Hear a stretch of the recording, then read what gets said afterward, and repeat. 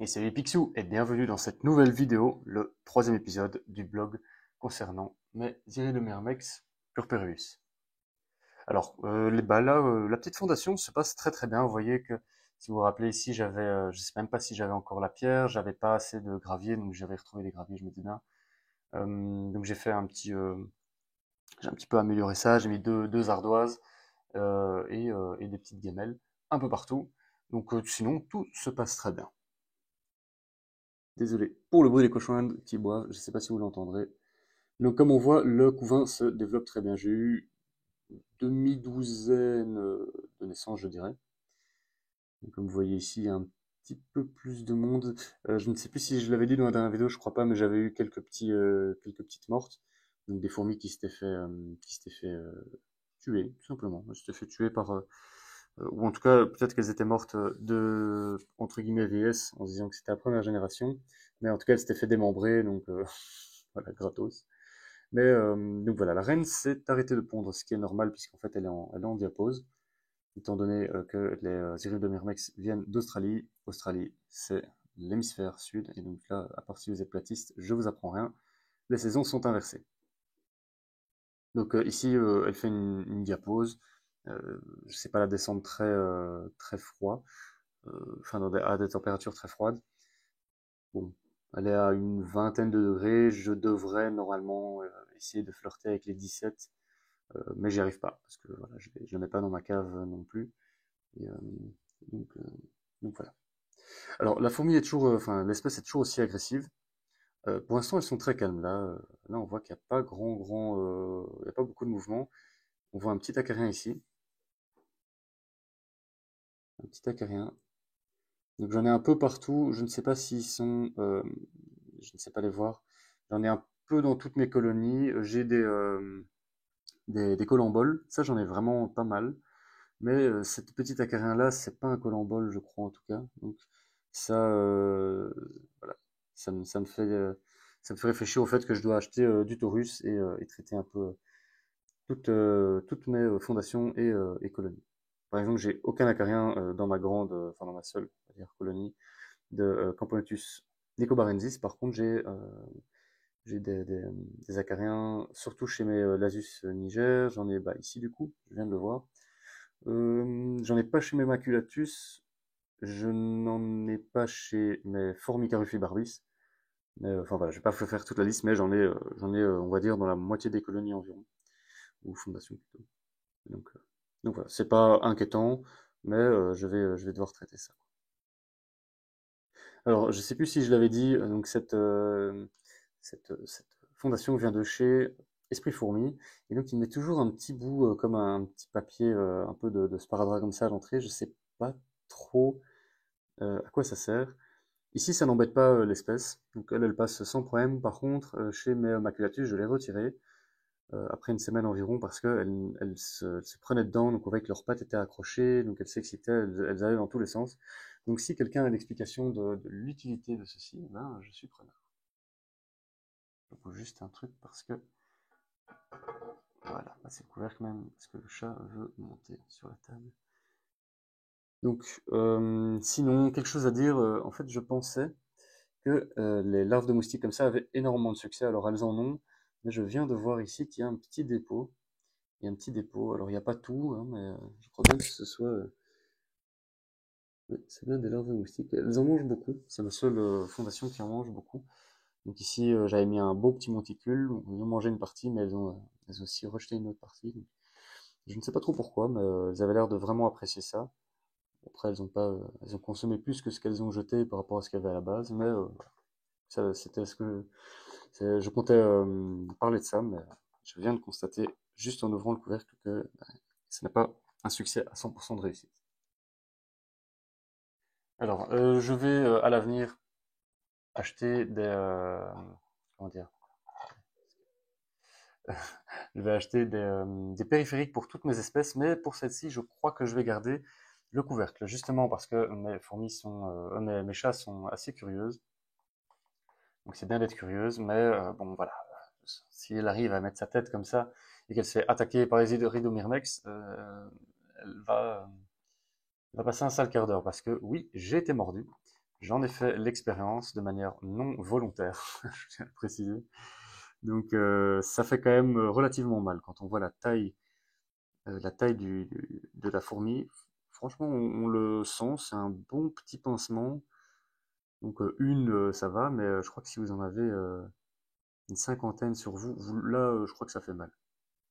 Donc c'est pas une espèce pour les enfants. Je crois que c'est bien d'avoir une certaine expérience, ce que je n'ai pas, puisqu'au final ma chaîne a un an depuis quelques jours. Je crois que c'était le 28 ou le 27 juin. Là, c'était un an de la chaîne. Donc voilà, j'ai, on va dire grosso modo, un an et demi d'expérience, puisque j'ai eu des ratés avant. J'ai eu pas mal de ratés, ça je m'en cache pas. Euh, mais du coup, qu'est-ce que je veux dire? Oui, j'ai une certaine expérience, même si c'est pas une expérience de dingue. Bah, voilà. C'est pas quelque chose à donner à des enfants qui seront peut-être plus imprudents ou moins prudents aussi. Surtout pour ça que c'est ça que je voulais dire surtout. Parce que l'expérience c'est bien, mais si vous avez l'expérience mais que vous n'avez pas la maturité nécessaire, en général les deux viennent de pair, hein, mais euh, ça peut faire quand même très mal. Donc c'est une espèce qui évolue extrêmement vite. Les colonies peuvent aller jusqu'à 50 000 individus. Alors il y a des chiffres qui divergent, hein. J'ai déjà vu aussi certains qui disaient 5 000. Bon, j'ai vu une vidéo où la personne avait 3 000 fourmis en un an, donc j'imagine que les chiffres de 5 000 maximum sont erronés. Mais donc voilà, la moyenne c'est 25-30 000. Ça peut aller jusqu'à 50 000. Je n'ai pas constaté, je n'ai pas trouvé de vidéo avec des preuves par rapport à ce chiffre de 50 000, mais voilà. De toute façon, on voit que ça a bien pondu. En se disant que c'est une diapose, il y a quand même énormément de larves, hein. Il y a énormément de larves, mais comme je le disais avant, je ne crois pas qu'il y ait de nouveaux œufs. Je suis pas sûr. Peut-être là, avec le reflet, je sais pas très bien voir, mais ça n'a pas l'air, hein. Ça n'a pas l'air. Ça a l'air d'être plus des larves, mais donc ça se passe pas mal à ce niveau-là. Alors autre chose aussi, il y a plus d'eau. Il y a plus d'eau ici. Ça n'a pas l'air de les déranger. J'ai donc mis un autre tube, un tube rechargeable cassé. Ça ne change pas grand-chose. Avec une réserve d'eau remplie et elles n'ont pas déménagé. Donc je suppose que ça ne les dérange pas, qu'il y a encore assez dans le cocon, mais voilà, c'est toujours le défaut euh, des tubes, c'est le fait que bah, voilà, une fois qu'il est fini, il est fini. Donc ici, c'est vrai que je les ai mises dans une aire de chasse, bon, c'est pas très grave en fait. Au final, l'aire de chasse, euh, elle peut être immense tant que la zone où la reine est petite, ça passe. Je les avais surtout sorties, enfin mises dans une aire de chasse aussi grande parce que quand elles étaient dans les petites, Joey m'attaquait. Vraiment, c'était incroyable. Elles étaient 5, 6, 7 à venir m'attaquer. Donc, ouais, c'est une espèce très agressive. Vraiment, j'ai jamais vu ça. Donc, voilà, faut être très prudent. Et puis, une fois qu'elles sont ici, bah voilà, je suis pas hyper fan de la couleur jaune de gravier, mais je trouve que ça fait assez bien ressortir leur couleur.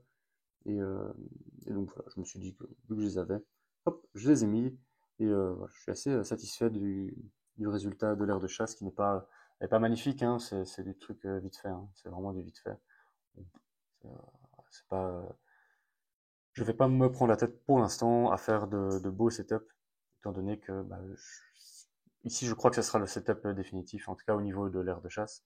Mais je vais pas commencer à chipoter alors que elles sont encore en tuyau, enfin en tube dedans. Voilà, je vais plutôt laisser ça comme ça et faire de la déco un peu plus tard. Comme je disais, je crois que je vais rester sur des aires de chasse de chez Home Center. Elles sont vraiment pas mal. Celle-ci est beaucoup trop basse, donc je pense pas que je la laisserai pour les Iridomyrmex. Je suis pas encore sûr. Peut-être que je la mettrai pour une espèce moins agressive. Mais c'est à voir. C'est à voir, mais puisque voilà, maintenant, comme je disais, le setup est fait, etc., etc. Bon, au pire, ça se change. Mais voilà, je suis encore en train de me poser la question. De toute façon, j'ai un peu de temps. J'ai un peu de temps.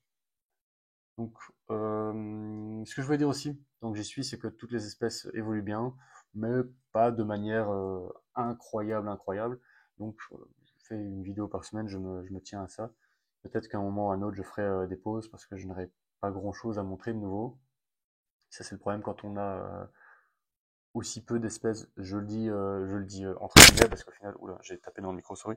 Parce qu'au final, quand on a 5-6 espèces, c'est déjà beaucoup. Surtout si on se dit qu'on veut les tenir sur le très long terme, donc c'est-à-dire bah, jusqu'à ce que la colonie meure. Donc, voilà.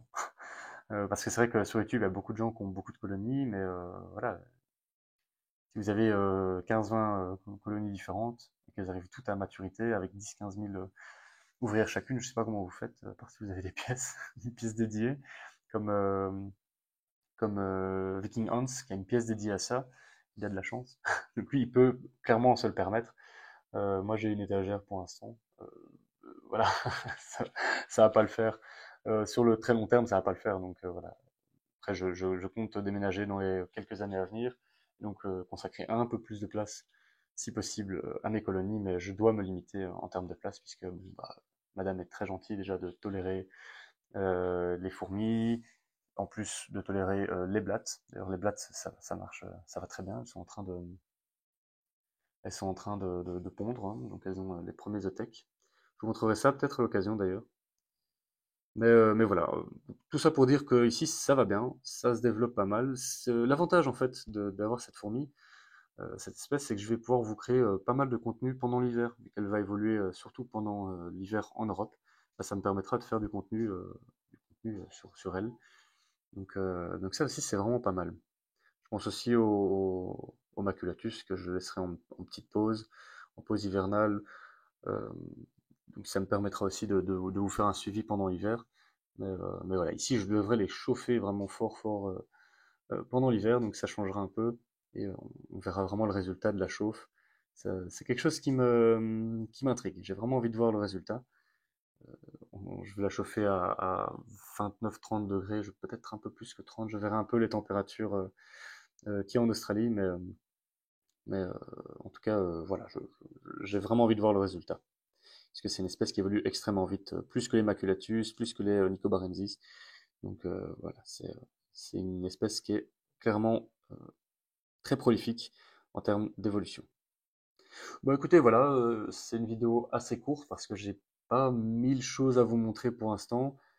Je vais tenter dans la prochaine vidéo de vous montrer un peu le comportement agressif.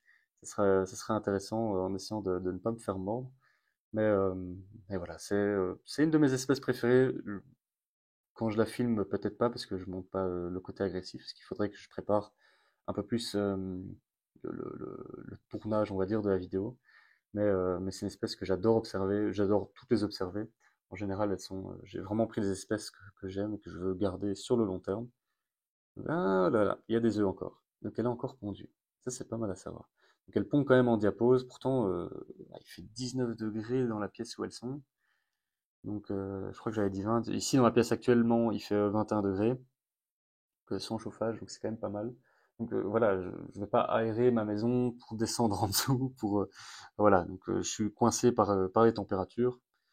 C'est la même chose pendant les diapos. Je mets pas mes colonies au frigo, je les mets dans ma cave. Il fait un 12, ça descend à 10 degrés peut-être la nuit, mais sinon il fait entre 12 et 14 degrés, on va dire la journée. Donc c'est difficile de faire moins. Et, donc voilà, je suis bloqué par ça. Je pourrais les mettre au frigo, mais oui, j'ai pas envie de mettre des fourmis dans mon frigo, tout simplement. Donc ici la diapose, je pourrais descendre jusqu'à 15 degrés, d'après les chiffres que j'ai vus en tout cas, mais il y a pas mal de choses qui se contredisent, pardon. Mais voilà, je trouve qu'à 20 degrés, 19-20 degrés, elles sont bien, elles se développent lentement. Donc c'est pas une fourmi qui, même pendant les diaposes en Australie, elle va continuer de pondre comme elle le fait ici. Donc c'est pas une fourmi qui fait un arrêt complet, mais voilà, elles ont rien de très que quelques œufs et tout se développe très bien. Donc voilà. Il y a beaucoup de débats par rapport aux diaposes. Chacun fait un peu comme il veut et il y a beaucoup de gens qui disent c'est mieux comme moi je fais, d'autres qui disent c'est mieux comme moi je fais.